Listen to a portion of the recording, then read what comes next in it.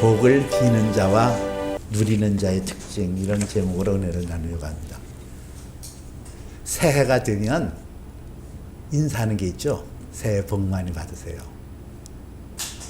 근데 그 복을 빌어준다고 해서 그 복이 내게 임한다는 확증은 없거든요. 근데 기분은 좋아요. 복을 빌어주는 거. 그 이스라엘 사람들은 그 복을 비는 것을 글자 그대로 인식하고 받아들였거든요. 복을 빌어주는 사람의 복이 자기에게 그대로 임한다, 그렇게 생각했어요. 그 한 예가 야곱이라는 사람 나오잖아요.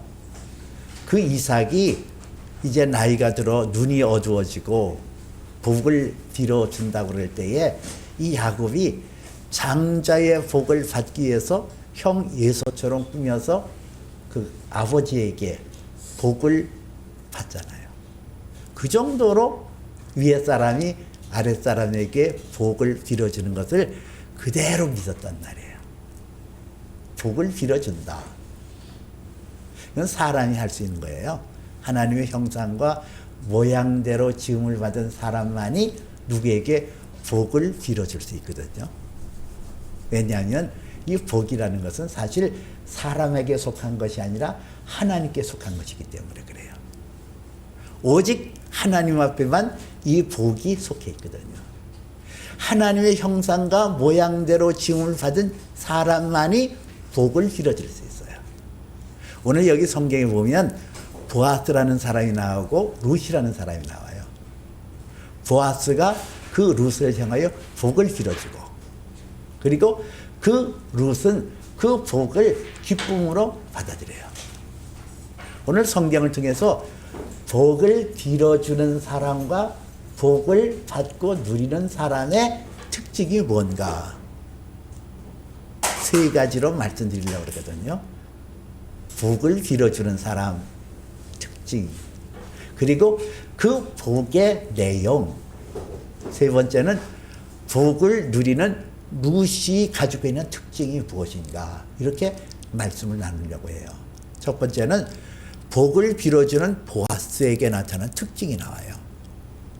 오늘 여기 11절에 이렇게 나오거든요. 보아스가 그에게 대답하여 이르되, 이래요.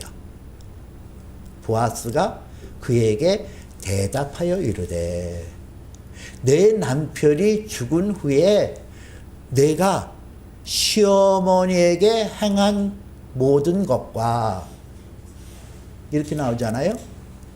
시어머니에게 행한 모든 것과 전에 알지 못하였던 백성에게로 온 내가 행한 그 모든 것을 내가 분명히 알려줬느니라, 이러거든요. 오늘 여기 성경에 내가 행한 일, 전에 알지 못하였던 백성에게로 온 그 일이 분명히 내게 알려졌느니라, 그래요. 분명하게 알려졌다. 이것은 영어로 I have been told all 이라는 단어를 썼거든요. 이거는 다 들었다는 얘기예요. 룻이 행했던 모든 것을 이 보아스가 다 들었고 다 알았다, 이거예요. 이 복을 빌어주는 사람의 가져야 될 특징이 있는데, 그것은 상대에 대한 이해거든요. 상대를 모르는데, 상대를 이해치 못하는데 어떻게 복을 빌어줘요? 근데 오늘 성경은 이 보아스가 룻이 행한 모든 것을 다 소상히 들었다 그랬어요. 이 소식을 누구로부터 들었을까? 그의 시어머니 나오미로부터 들었는 것이 분명하거든요. 왜? 나오미가 이 며느리 룻이 그에게 행했던 것이 너무나 감동을 받았으니까요. 그러니까는 몇 사람에게 그 룻의 행적, 룻이 행했던 일을 다 얘기했을 거예요. 그 얘기가 번져서 이 보아스에게로 들려졌다는 거죠. 근데 사람이 관심을 갖지 않으면은 몰라요. 저도 한동안 제 차량 번호가 뭔지를 몰랐거든요. 그 이상하잖아요. 관심을 갖지 않으면은 자기가 매일 끌고 다니는 차의 번호도 모른단 말이에요. 근데 오늘 이 보아스라는 사람이 룻에 대하여 소상히 알고 있었다. 너의 그 행한 모든 일이 내게 분명히 알려졌느니라 그러잖아요. 다 알았다는 거예요. 관심을 가졌다는 거예요. 누구를 안다는 거, 이게 중요해요. 하나님께서 우리를 복을 빌어 주실 수 있는 능력이 있다는 것은 우리의 처음서부터 끝까지를 알고 계셨기 때문에 우리의 필요를 채우실 수 있는 분이라는 거예요. 그 다음에 이 룻에 대하여 보아스는 아주 짙은 연민의 마음을 가지고 있었다는 얘기예요. 13절에서 룻이 그 보아스에게 하는 말이 나와요. 나는 당신의 하녀 중에 하나만도 못하는데 당신은 이 하녀에게 위로를 하여 주시고 마음을 기쁘게 한 말씀을 주셨나이다. 그러잖아요. 이 룻이 보아스에게 얘기하기를 당신은 나를 위로하시고 마음을 기쁘게 하는 말씀을 하셨나이다. 이래요. 사람의 마음을 읽고 그 사람의 마음을 다독거리고 그 사람을 위로해주고 그 사람을 기쁘게 하는 게 그게 사랑이에요. 사랑은 무례히 행치 아니한다고 그랬거든요. 어떤 누구를 사랑한다고 그러면은 그 사람을 다독거릴 줄 알아야 돼요. 위로할 줄 알아야 돼요. 기쁨을 줘야 돼요. 그런데 오늘 이 룻이라는 여인은 보아스가 행한 그 일이 자기에게 위로가 되어졌고 그의 마음이 기뻐졌다, 그렇게 얘기를 해요. 하나님은 사랑이거든요. 하나님은 그 사랑의 마음을 가지고 우리에게 복을 주는 거예요. 왜냐하면 사랑의 마음에는 주어도 부족함이 없거든요. 근데 이 보아스가 하나님의 사랑으로 상대를 사랑했기 때문에 그 사랑의 마음을 타고 하나님의 복을 빌어줄 수 있는 거예요. 내가 하나님의 복을 빌어줄 수 있다는 것이 대단히 중요하거든요. 왜냐하면 내가 빌어주는 복이 그대로 흘러가기 때문에 그래요. 내 말에 영향력이 있어요. 하나님의 형상과 모양대로 지음을 받은 저와 여러분에게는 언어의 능력이 있거든요. 축복의 권한이 있고 축복의 권세가 저와 여러분에게 있다는 얘기예요. 그래서 에베소서 5장 4절에서는 누추한 말이나 희롱하는 말을 그치라 그랬어요.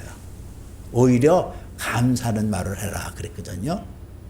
무지하고 그리고 누추한 말, 희롱하는 말, 이걸 그치라는 거예요.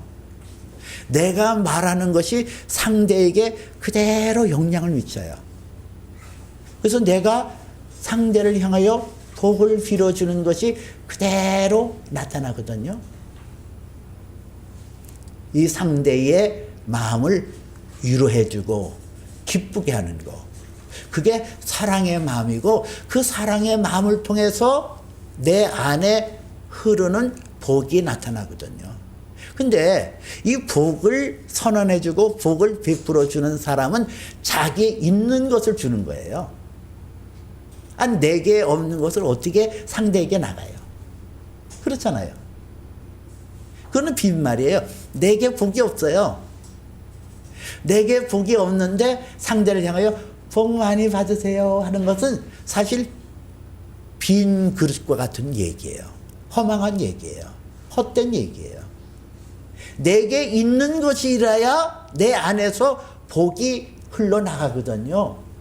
사도행전 3장에 보면 나면서부터 안진뱅이 된 사람이 사람에게 메어져서 성전 미문이라는 곳에 내려놔지고 거기서 구걸을 했어요.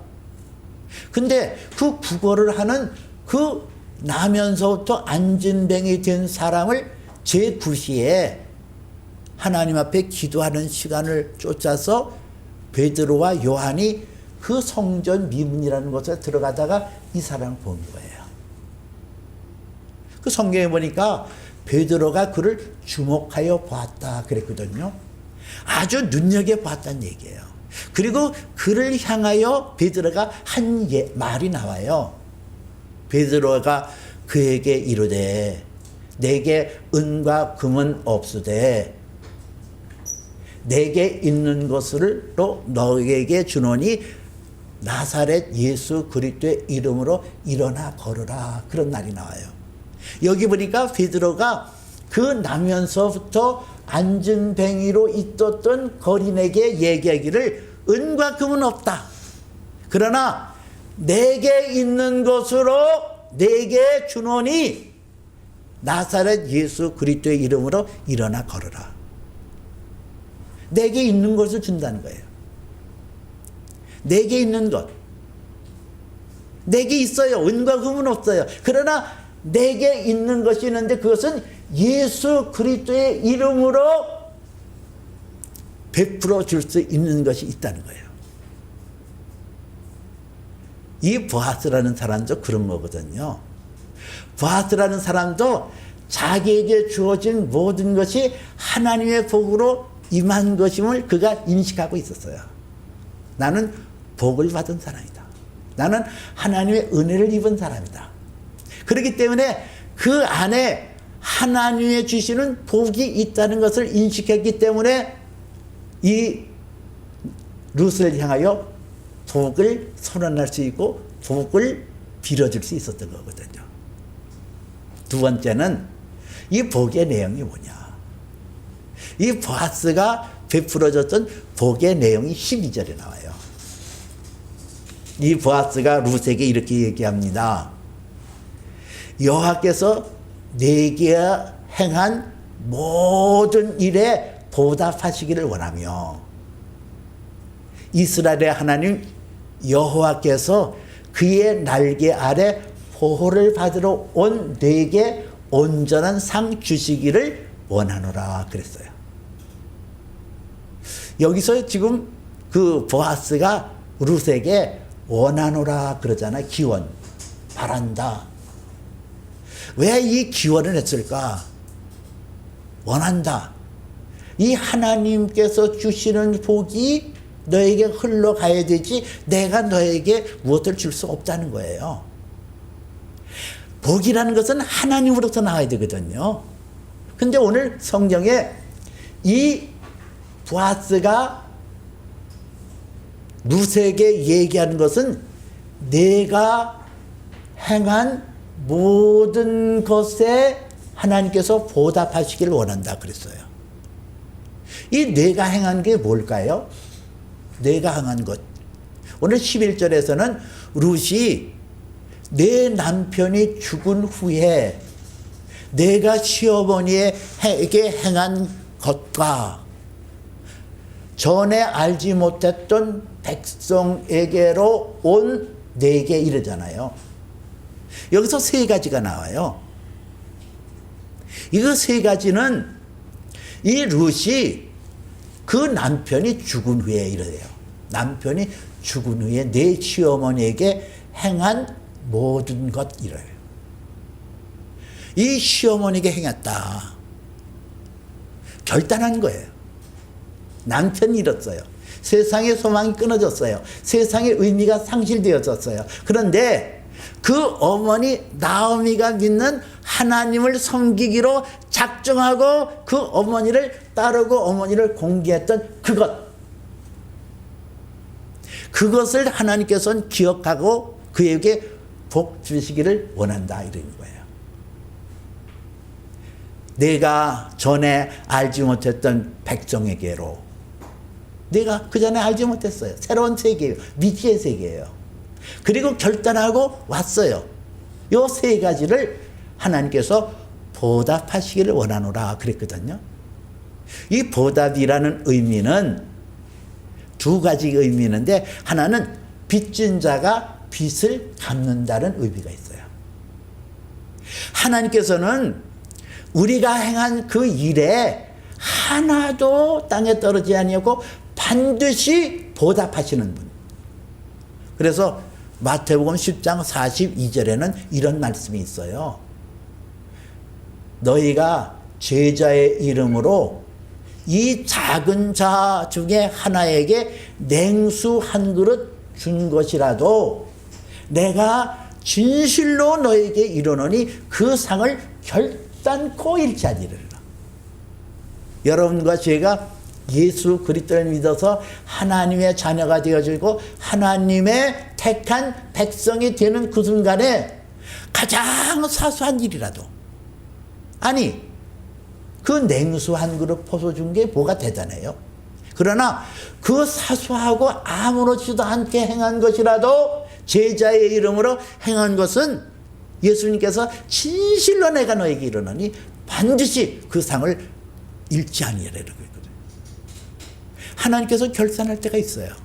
예수 그리스도 안에서 여러분이 부르심을 받고 택하심을 받는 그 순간에 여러분들의 행동과 여러분들의 행한 선한 일은 하나도 하나님 앞에 땅에 떨어지지 않고 그대로 응답되어지는데, 하나님께서 보답이라는 것이 두 가지라고 그랬잖아요. 하나는 빚진 자의 모습. 하나님 빚을 졌어요. 저와 여러분들이 하나님 앞에 행한 일이 하나님 앞에 빚을 진 그런 내용으로 여기 담겨 있고, 보답이란 또 다른 말로는 경제적인 용어로 임금이라는 단어가 있어요. 여러분, 사람이 신실한 사람은 자기에게 와서 일한 것을 되돌려 주잖아요. 그게 임금 아니에요. 그것이 보답이에요. 이 보답이라는 것은 빚진 자가 그것을 갚는다는 의미와 더불어 일한 사람에게 정당한 대가의 임금을 지불한다는 의미가 여기 있거든요. 하나님께서 우리에게 복을 주시는 것은 우리의 행한 것에 이렇게 보답을 해준다는 거예요. 또 하나는 이스라엘의 하나님 여호와께서 그의 날개 아래 보호를 받으러 내게 온전한 상 주시기를 원하노라 그랬잖아요. 이스라엘 하나님 여호와께서 그의 날개 아래 보호를 받으러 내게, 이 날개라는 의미, 이 날개라는 의미도 두 가지로 우리가 알 수가 있거든요. 하나는 하나님께서 새 힘을 주신다는 거예요. 구약성경 이사야에 보니까 여호와를 악마하는 자에게는 새 힘을 주리니 독수리 날개치며 올라가는 것 같을 것이라. 걸어가도 피곤치 않겠고 뛰어가도 곤비지 아니하리라 그랬거든요. 하나님께서 우리에게 새 힘을 주신다는 거예요. 이게 보호 날개 아래 온 내게 상 주시기를 원한다는데, 그 날개 그늘 가운데 온 자에게 상이라는 것은 새 힘을 주는 거예요. 이전에 알지 못했던 신선한 새 힘, 하늘을 나는 새 힘, 하늘에서 땅을 바라보는 그 정복할 수 있는 새 힘. 이 땅 밑에 있을 때는 올망졸망해가서 뭐 별거 아닌 것처럼 여기지는데, 내가 하나님의 능력을 받고 하나님의 복을 받아서 하늘을 날게 되어지면은 내 인생의 문제가 전부 내 시선 아래에 있어요. 정복하고 있다는 거예요. 이 새 힘이라는 것은 정복의 의미가 있거든요. 내가 풀 수 없는 수수께끼 같은 사건들, 내가 풀 수 없는 곤고한 것들, 내가 풀 수 없는 답답한 것이 하나님께서 내게 새 힘을 주면 그것을 정복할 수 있는 능력을 주신다는 거예요. 그래서 인생을 피곤치 않게 살아요. 곤비치 않게 살아요. 수고하고 무거운 짐진 자들아 다 내게로 오라 내가 너희를 쉬게 하리라 하신 예수님의 말씀대로 내게 쉼이 있고 안식이 있다는 거예요. 여러분, 하나님의 날개 보호 그늘 가운데 온 자에게 주시는 상이 이런 거예요.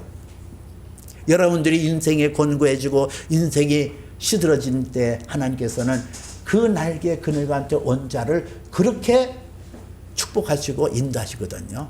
또 하나는 이 날개 아래 왔다라는 것은 예수님께서 예루살렘을 바라보면서 하시는 말씀이 있어요. 암탉이 그 새끼를 제 날개 아래에 모음같이 내가 너희를 내게로 인도하려고 했던 것이 몇 번이더냐 그러거든요.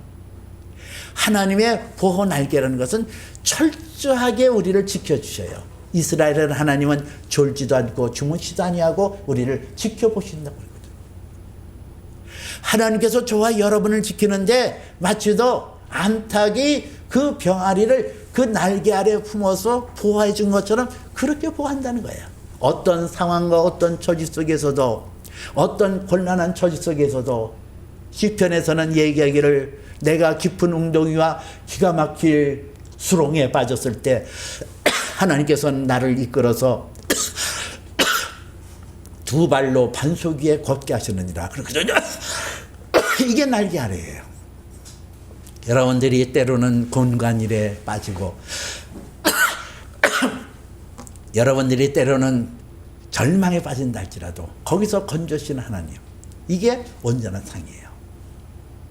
그러면 세 번째로 하나님 앞에서 그 복을 누릴 수 있는 사람의 특징은 뭔가?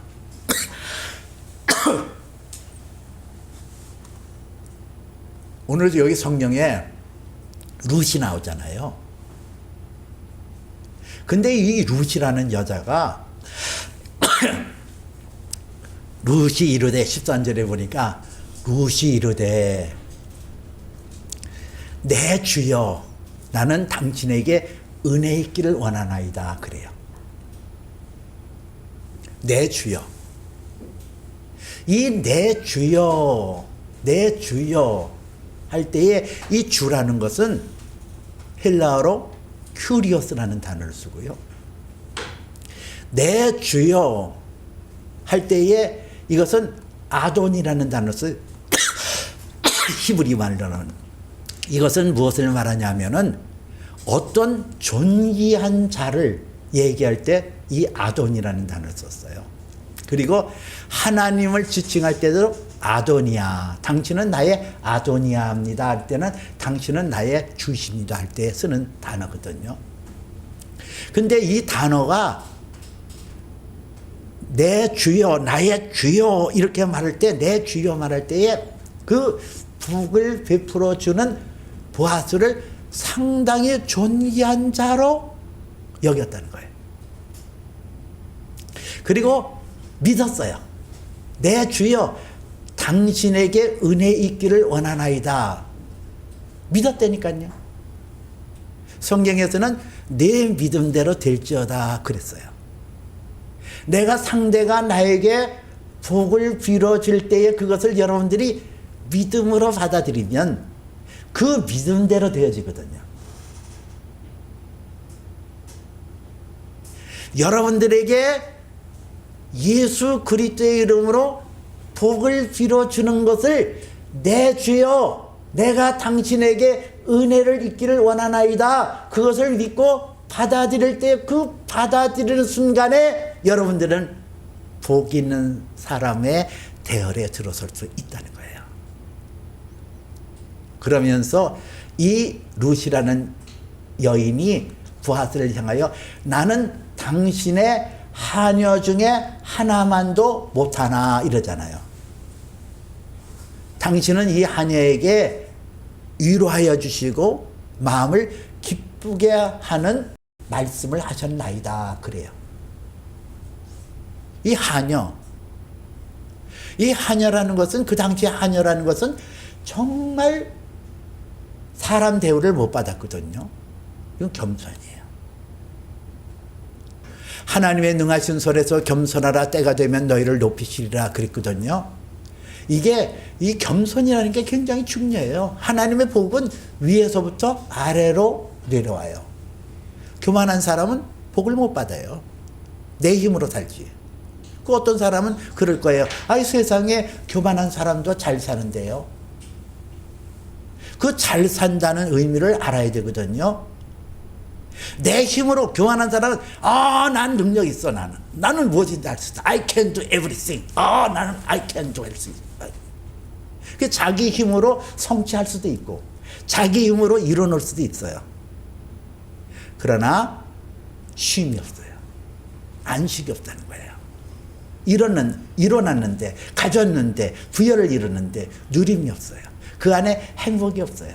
그러나 하나님 앞에서 겸비하고 겸손하여 하나님의 복을 누리는 사람은 하나님의 주시는 누림이 있다니까요. 안식이 있다니까요. 기쁨이 있다니까요. 행복이 있다니까요.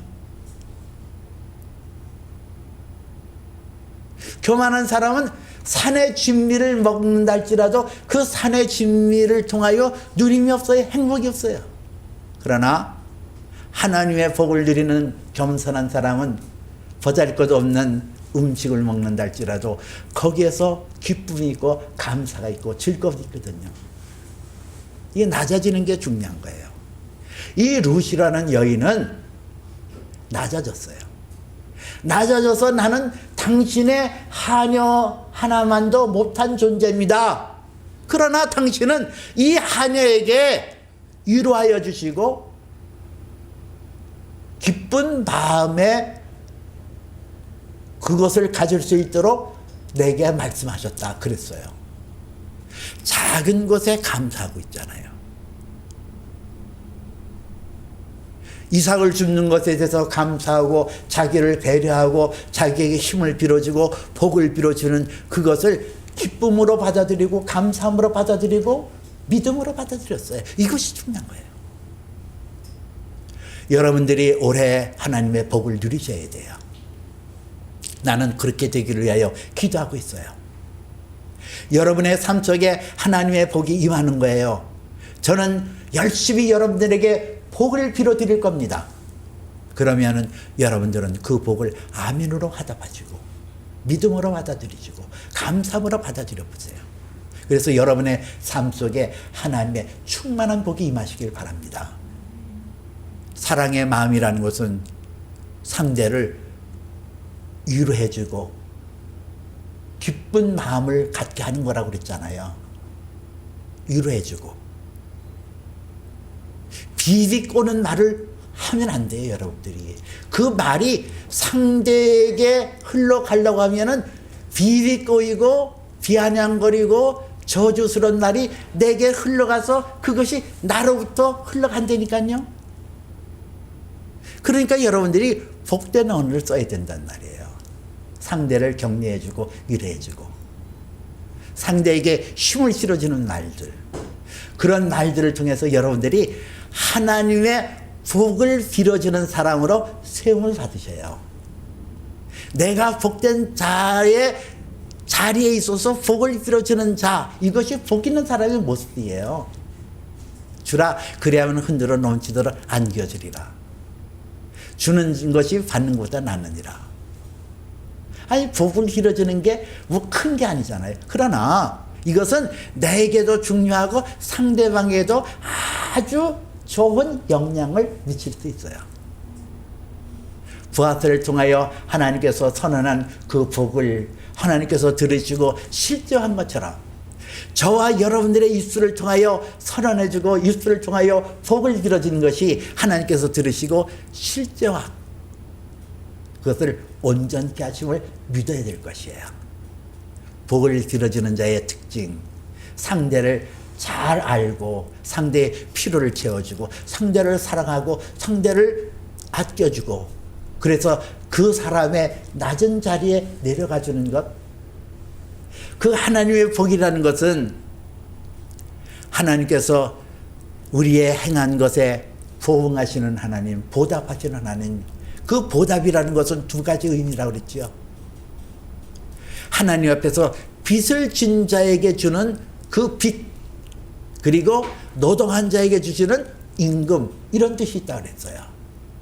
날개의 의미라는 것은 하나님께서 샘을 공급하시면서 새 희망과 새로운 소망으로 정복할 수 있는 힘이다.